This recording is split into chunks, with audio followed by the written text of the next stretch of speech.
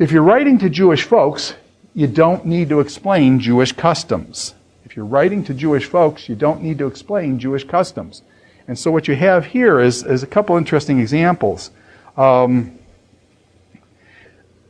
Mark chapter 7, verse 3, and I want to compare that with Matthew, the parallel in Matthew chapter 15, verse 2. Okay, Matthew 15, 2, comparing it with Mark, and Mark chapter 7, verse 3. Let me see if I've got that up there. Yeah, these two verses here. Matthew 15, 2 with Mark 7, 3.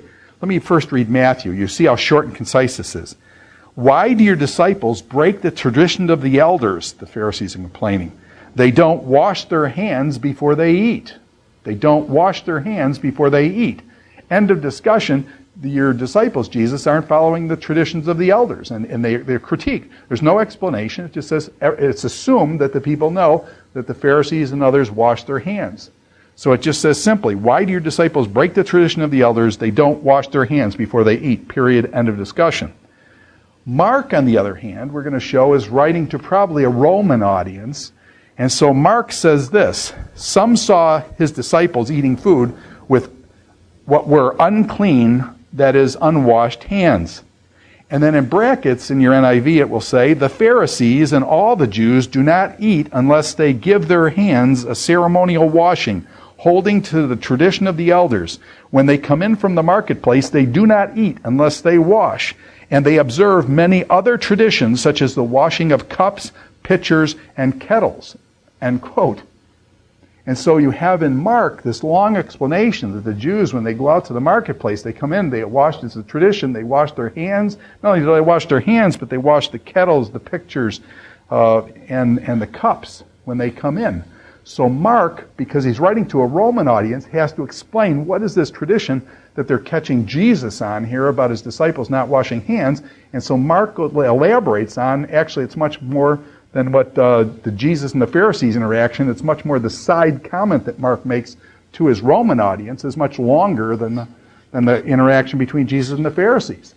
So it's very interesting here. The customs are explained in Mark and not in Matthew. Same type of thing with the kingdom of heaven. Matthew refers to the kingdom of heaven rather than the kingdom of God. And many people see that as a statement that Matthew is referring to Jewish folks, and so he doesn't want to use the word God. So he uses a circumlocution. He uses a circuitous way, and he says the kingdom of heaven. And that way there's no sense of blasphemy in using the name kingdom of God or something like that, which there hasn't to do. Now, here's another one that's, I think, pretty fascinating.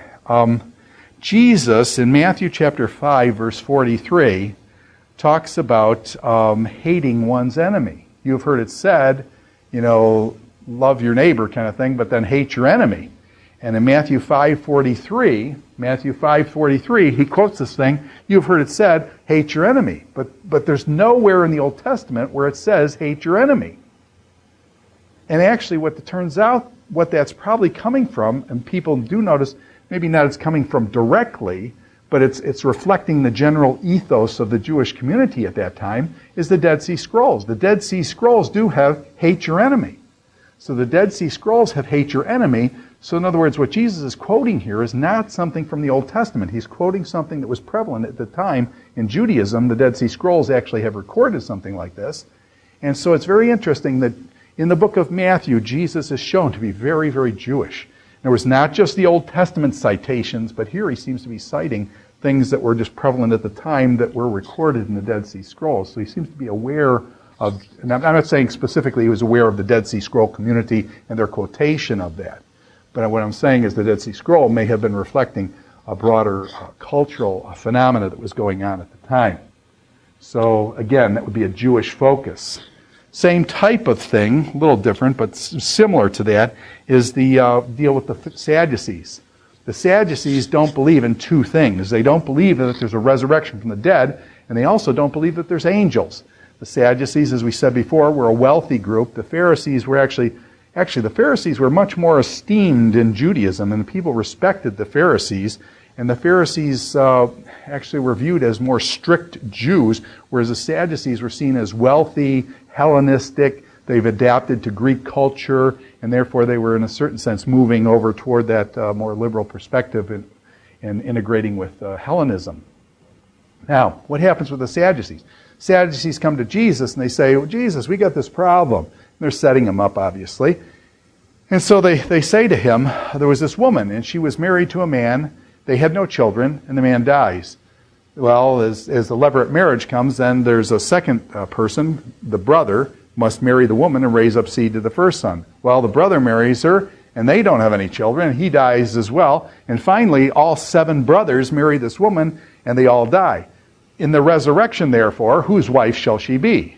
In other words, after the resurrection, she's been married to 7 men. What's the deal? In heaven, is there, polygamy where one woman has 7 men and things? And you can see all sorts of overtones to that. Jesus then responds absolutely brilliantly, as always. And Jesus says, you don't know the power of God. You don't know the Scripture or the power of God. Because in the resurrection, they'll be like the angels, neither marrying nor given in marriage. And that freaks the Sadducees out because they don't believe in angels either. So Jesus uses that which they have denied to answer the question and saying, no wonder why you can't understand the resurrection. You don't believe in angels? That would solve your problem just like that. And so Jesus puts it back onto them and basically uses their own lack of understanding about angels and stuff and uses that against them. And so, again, that is an in-house kind of fighting. That's an in-house kind of thing. Jesus knew what the Sadducees' position was, and so he uses that and turns it on them. And so, again, that's a very Jewish context, the conflict between the Pharisees and the Sadducees. Jesus is very well aware of that. Now, next, the kingdom of heaven contra the kingdom of God. And we said that many parallel passages that have in Matthew, kingdom of heaven, when you go over to Mark and other places, they'll say kingdom of God. And just that deference for the use of the word God in that kind of a context. Now, Israel is used actually 12 times in the book of Matthew, but 6 times in the book of Matthew. Matthew alone uses the word Israel. And so he seems to highlight Israel. And 6 of the 12 times that he uses it, it's unique to the book of Matthew, which again would show its Jewish orientation that he's highlighting Israel, where the other gospel writers didn't put Israel in there. Matthew has that. And so that's just kind of another thing there. Matthew chapter 2, verse 6, for example. Now, this is one that I think is really very good. Let me just read this. This is from Matthew chapter 28, verses 11 through 15. And what we have here is a Jewish rumor. And Matthew picks up this Jewish rumor, and it says this. This is Matthew chapter 28. This is after the resurrection. Jesus has been crucified, dead, and buried. He's risen again. He tells his disciples and brothers, go up to Galilee. It says, while the women were on their way, some guards went into the city and reported to the chief priests everything that had happened. And when the chief priests had met with the elders and devised a plan, they gave the soldiers a large sum of money, telling them, you are to say his disciples came during the night and stole him away while we were asleep. If this report gets to the governor, we'll cover your back. Okay? If this report gets to the governor, we will satisfy him and keep you out of trouble. So the soldiers took the money and did as they were instructed.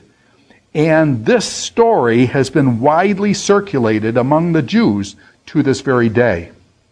Now Matthew is probably writing after 60 AD, that time period. And so this is like 30 years after Jesus had died and risen from the dead. He says, and this story has been widely circulated among the Jews to this very day.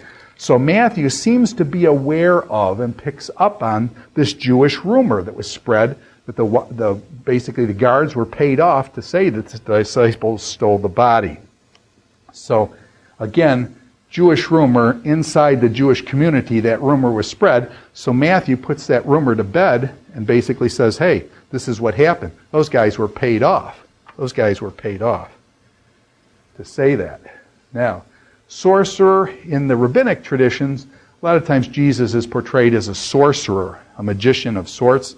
And even in the book of Matthew, chapter 12, verses 24 and following thereabouts, they say Jesus is casting out demons by Beelzebub, the prince of the demons.